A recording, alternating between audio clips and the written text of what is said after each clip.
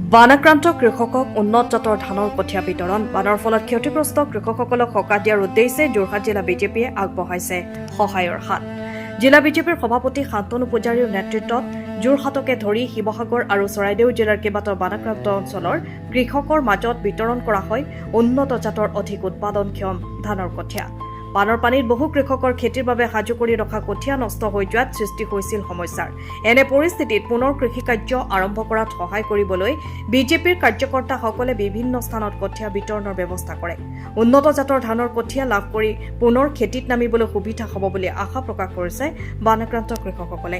কৃষকৰ ক্ষতি কিছু পৰিমাণে পূৰণ কৰি কৃষিকাৰ্য স্বাভাৱিক কৰি তোলাই এই পদক্ষেপৰ মূল উদ্দেশ্য বুলি জানিবলৈ দিয়া হৈছে।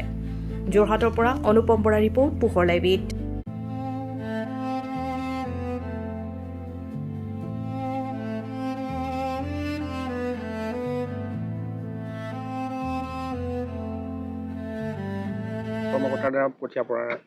এতিয়ালৈকে আমাৰ 150 শতাধিক কৃষক পৰিয়াল ইয়াৰ দ্বাৰা উপকৃত হৈছে।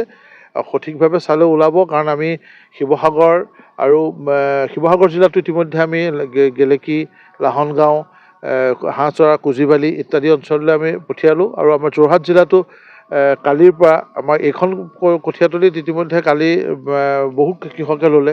ইয়াৰ আগতে আমি বৰহোলাৰ পথাৰৰ পৰা কৃষকৰ ৰাহি কঠীয়াবিলাক আমি গোটাই লৈ সংগ্ৰহ কৰি কৃষকৰ ৰাহি কঠীয়াবিলাক দিছিলোঁ প্ৰথম পৰ্যায়ত। দ্বিতীয় পৰ্যায়ত আমি এতিয়া আমাৰ নিজৰ যিবিলাক বানাক্ৰান্ত ৰাইজৰ বাবে কৰা কঠীয়াতলি, তাৰ পৰা আমি এই কঠীয়াখিনি দিছোঁ। আমাৰ কৃষক মৰ্চাৰ, আমাৰ দলীয় সতীৰ্থসকল, ভাৰতীয় জনতা পাৰ্টীৰ আমাৰ সতীৰ্থসকলৰ সহযোগত এইখন কঠীয়াতলি, মেলেঙৰ এই কঠীয়াতলিখন আমি যোৱা মাহৰ জুলাইৰ 27 তাৰিখে আমি কঠীয়া পাৰিছিলোঁ। আৰু কালিৰ পৰা ইয়াৰ পৰা কৃষক ৰাইজে, বিশেষকৈ কালি আমাৰ এলেংমৰা, বালিগাঁও, 38 নং গাঁও পঞ্চায়ত আদিকে ধৰি বিভিন্ন অঞ্চলৰ ৰাইজে কালিৰ পৰা ইয়াৰ পৰা নিবলৈ আৰম্ভ কৰিছে।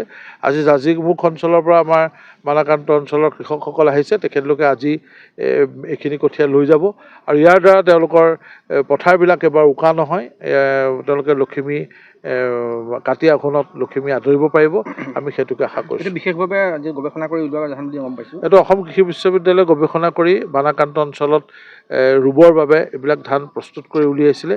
আৰু এই বিধি ধানৰ নাম আজি আমি এইখন কঠীয়াতলিত যিখিনি ধান আমাৰ সাজু হৈ আছে, এইখিনি কঠীয়া হ'ল অৰুণ ধানৰ কঠীয়া। আৰু কোনো উন্নত প্ৰজাতিৰ, কম সময়ত হয়, বানাক্ৰান্ত অঞ্চলত হয়, দেৰিকৈ হ'লেও ইয়াত কোনো দিগদাৰী নহয়, দেৰিকৈও হয় আৰু সোনকালে হয়, কম সময়ৰ ভিতৰত এইখিনি হয়। গতিকে অন্য কৃষকৰ লগত আচলতে আমাৰ এই খেতিয়কসকলে যিখিনি এতিয়া দেৰিকৈ খেতি কৰিছে, 1 মাহ বা 1.5 মাহ তেখেতলোকে অলৰেডি দেৰিকৈ আছে।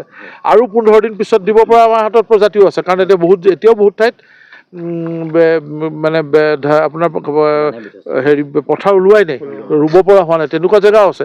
সেইবিলাক জেগাৰ কাৰণেও এতিয়া আমাৰ হাতত বিনা প্ৰজাতিৰ কঠীয়া আছে আমাৰ ওচৰত, আৰু লেট ভেৰাইটি এইবিলাক চব। আৰু অহা 15 দিনলৈকে আমি দিব পাৰিম। অসম কৃষি বিশ্ববিদ্যালয়ৰ এইবিলাক থলুৱা ধানৰ ওপৰত গৱেষণা কৰি তেখেতলোকে এনেকুৱা উন্নত প্ৰজাতি কৰিছে। আৰু মই সেইকাৰণে অসম কৃষি বিশ্ববিদ্যালয়ৰ বিজ্ঞানীসকলৰো এই ক্ষেত্ৰত শলাগ লৈছোঁ। তেখেতলোকৰ প্ৰচেষ্টাৰ ফলত আমি এনেদৰে ৰাইজক সহায় কৰিব পাৰিছোঁ। এতিয়ালৈকে আমি 1.5 শতাধিক পৰিয়াল এতিয়ালৈকে ইয়াত উপকৃত হৈছে।